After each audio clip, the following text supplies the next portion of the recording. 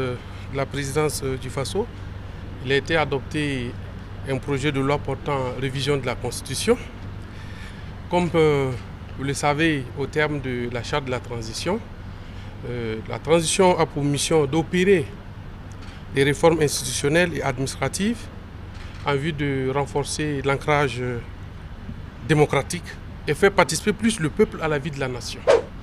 Sur les réformes que comporte ce projet de loi, il faut noter d'abord l'institution des langues nationales comme langue officielle, le français qui demeure une langue de travail.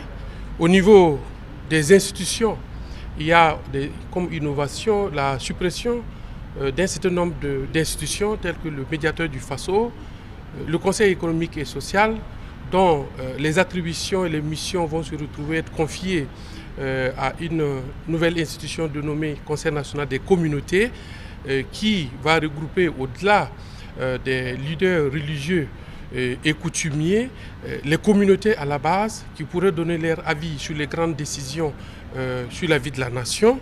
Il y a également la création et l'institution de l'AINER qui deviendra le Conseil national de sécurité qui sera maintenant constitutionnalisé. Et vous avez également le réaménagement du régime de responsabilité pénale des dirigeants politiques qui entraîne nécessairement la suppression de la Haute Cour de justice. Comme vous le savez, depuis sa création, n'a jamais fonctionné. Et compétence serait donnée à la chambre criminelle de la Cour d'appel de Ouagadougou, assistée par des jurés parlementaires, pour effectivement examiner les dossiers des dirigeants politiques.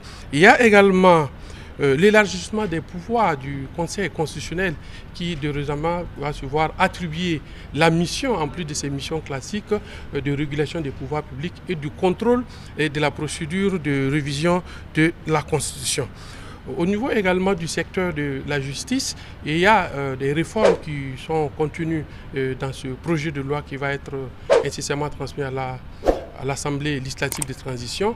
Il y a l'arrivée de nouvelles personnes non magistrates au niveau de la composition du Conseil supérieur de la magistrature. Mais il y a également le fait que dans le cadre de la vision du chef de l'État et de la mise en place de sa politique, sa vision de la politique pénale au niveau de notre pays, la connexion qui sera établie entre le parquet et le ministère de la Justice.